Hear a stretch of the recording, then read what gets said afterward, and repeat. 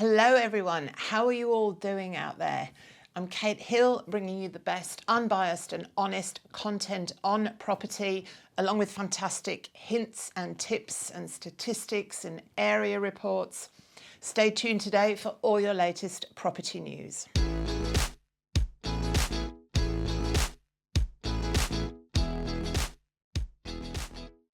Interest rates have remained steady for the second month in a row, which gives owners and investors hope that the end is close to the constant rate rises. The Reserve Bank of Australia held the official interest rate at 4.1% this month on the back of inflation figures a couple of weeks ago, which showed that price increases slowed more sharply than expected in the year to June. Inflation still remains at 6%, so it's unclear if further rate rises are on the horizon. Many economists believe there are still a lot of mortgage holders who have not yet been impacted by those rate rises, as they are still on their fixed interest loans.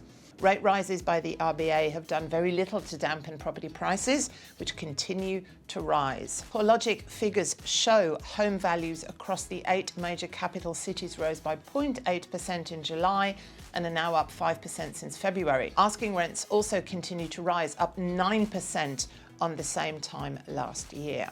Now, as I have said before, rent control is not a solution to the current rental crisis, a leading academic agrees.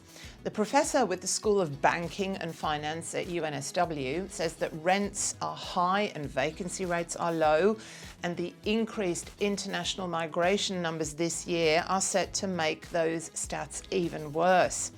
He says that, not surprisingly, the Greens have come up with an exceedingly anti-market solution to the problem: rent control.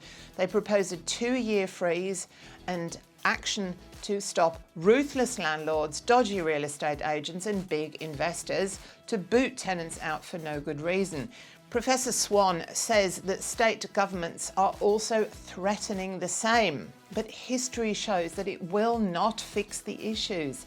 Rent freezes mean that many mum and dad landlords and investors have no option but to sell their properties, and many won't buy them in the first place. It puts tenants back into a very tight rental market. And for example, analysis of rent control in San Francisco showed that it actually resulted in a 15% reduction in rental supply. And this whole greedy landlord angle is one that the press loves to spin because it's clickbait.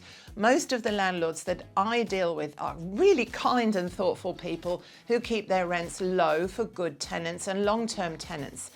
And that in itself brings with it a whole heap of other issues. But this myth that greedy landlords have caused the rent crisis is simply not true. It's years and years of very poor state and federal government policies that have caused major supply shortages that started way before the pandemic. Rent freezes will make the situation worse. But I know that it's all politics at the end of the day, and politicians have to be seen to be doing something. This should not be it. It will make things worse. According to the latest forecasts from Westpac economists, the housing market is predicted to experience a 7% growth in prices by the end of 2023. Despite rate hikes, the housing market is outperforming expectations. This growth is led by prices, with the volume of activity and demand still relatively subdued, mainly because of a major listings shortage. Dwelling prices in the 5 major capital cities have risen 4% over the year to date, representing a 5.2% rebound from February's low. Sydney is expected to lead the major capital cities with a price growth of 10% this year, followed by Perth with 8% growth. There has been a substantial increase in migration inflows, coupled with a tightening in rental markets and low levels of on-market supply. There is a significant accumulated excess savings across the household sector from pandemic lockdowns. So medium and higher income households who have been able to grow their savings over the past 2 years are under less financial pressure, and they can use their funds to purchase property. And that has definitely been happening.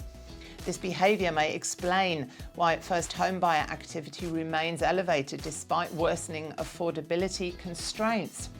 PropTrack, the other market forecast provider, also predicts growth in housing markets of 2 to 5% by the end of 23.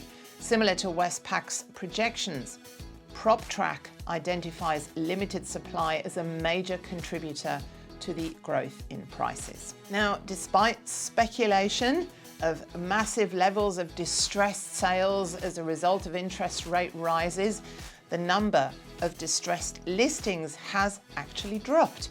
SQM research figures show that distressed listings fell by 1% to 5,335 in July. Economists are predicting the constant interest rate rises may finally be coming to an end after the RBA left rates on hold in August. CBA, Westpac, ANZ are all predicting no further rate rises, while the NAB believes there will be another lift in November. The RBA's monthly statement suggests that the board believes there is sufficient tightening already in the system to lower inflation to the target band by mid-2025. Now, I will keep you posted as always on all things property from around Australia as our year progresses. We're more than halfway there. Don't forget to hit that subscribe button, like the video if you are enjoying all this free content, and I will see you again really soon. Bye.